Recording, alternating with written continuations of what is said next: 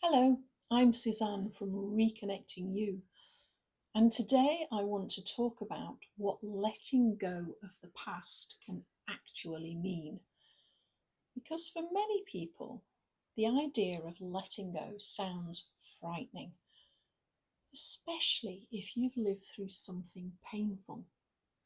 You might worry, what if I open something up and can't close it again? What if it overwhelms me? What if I fall apart? What if letting go means that I forget? And I just want to reassure you right from the start that letting go is not about forcing yourself to relive painful memories. It's not about digging around in the past. It's not about ripping the plaster off. And it is absolutely not about forgetting what happened or pretending that it just didn't matter. Letting go is about releasing the emotional charge that your body is still carrying so that the memory can become just that, a memory, something complete, something that's been filed away, and something that you can recall if you need to without your whole body being pulled back into survival. This is especially important when we're talking about fatigue because unresolved emotional charge uses up energy. If your nervous system is still holding old pain or old fear, old grief, old shame, old responsibility, or old pressure, it may still be trying to protect you from feeling those things again. And that protection takes up energy. And this is why letting go can feel scary. Your nervous system may resist opening painful experiences because it believes it's protecting you. It remembers what felt overwhelming before, and it doesn't want you to feel that way again. So your nervous system may keep the door closed. It may avoid or distract or shut you down. It may say, nope, we're not going there. And honestly, that makes sense. Your body's not being difficult, it's trying to keep you safe. So if we want to support healing, safety has to come first. For highly sensitive people, especially, going too fast can feel overwhelming. Pushing hard is absolutely not the answer. Forcing yourself to confront everything is not the answer either. Healing happens when your body feels supported enough to release what it's been carrying very gently, very gradually, and very safely. And there are a few pieces that really matter here. The first is nervous system regulation. Before working with unresolved emotion, it helps to know what calms your body. That may be things like breathing, it may be grounding, it may be going out for a walk or maybe journaling. It might be having someone who you feel safe with you. It might be warmth, quiet, nature, music, or simply slowing down. Your body needs to know I'm safe enough right now. The second piece is support. You do not have to do this alone. In fact, for many people, having the right support is what makes the process feel possible. Someone who understands trauma and fatigue, someone who won't push you too fast, someone who can help you stay regulated, and someone who can hold the space while your body begins to connect the dots. The third piece is understanding that letting go is not forgetting. This is such an important point, especially when we're looking at grief or loss or painful relationships. People can sometimes feel that if they let go of the emotional pain, They might be somehow dishonouring the person or the experience. But letting go does not mean that you erase what matters.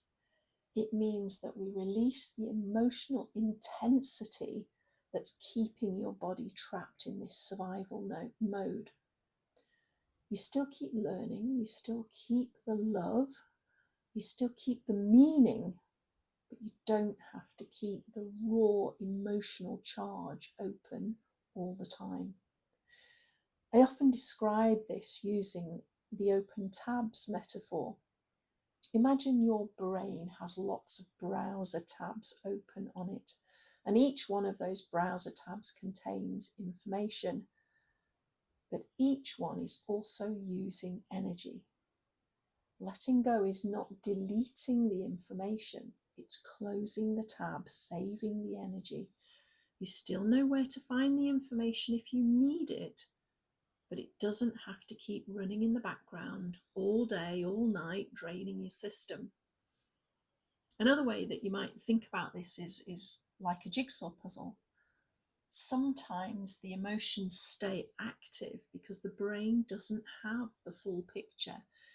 It has parts of the experience, but not all of it. So it keeps going back, it keeps trying to make sense of it, trying to understand, trying to kind of complete the whole story, see the whole picture. When we reduce the emotional charge, the brain's able to access more of the picture.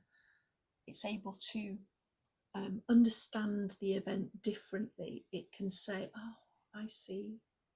It can say, like, that wasn't my fault. I was doing the best I could. I was a child. Maybe I didn't have the support I needed. More importantly, it can say that situation is over now. And when the puzzle is complete, the brain can then file it away. It no longer has to keep revisiting it. It no longer has to keep scanning for the same danger. It no longer has to keep playing emotional snap with current life situations. And that is where energy can begin to return, because your system's no longer using so much energy to protect you from something that's unresolved. In my own work, I use a process called traumatic incident reduction. Now, I know that sounds a bit scary, but the process itself is very gentle, very structured. It allows the mind and body to process unresolved emotional material without forcing or pushing or overwhelming the system. The aim is not to relieve pain. Beg your pardon. The aim is to relieve pain, it's not to relive it. The aim is to reduce the emotional charge, to allow the body to calm, to allow the brain to complete the picture, and to help your system relax and realize that it's over. When your system stops carrying so much, things can begin to change. Your rest can feel deeper, overwhelm can be reduced, clarity returns. Emotional reactions can feel less intense, and more energy can become available for living rather than surviving. So if this is resonating with you, I want you to hear this clearly. You are not broken. Your system may simply be exhausted from carrying too much for too long. And very often you've been carrying it without even realizing. But change is possible, and it does not have to be forceful, it does not have to be harsh, and it does not have to be painful. It can be gentle, it can be supported, and it can be paced in a way that your body can tolerate. So here's the question I'd like to leave you with. What would change for you if your energy was no longer tied up in survival? If this has touched something for you, you're very welcome to book a gentle conversation with me.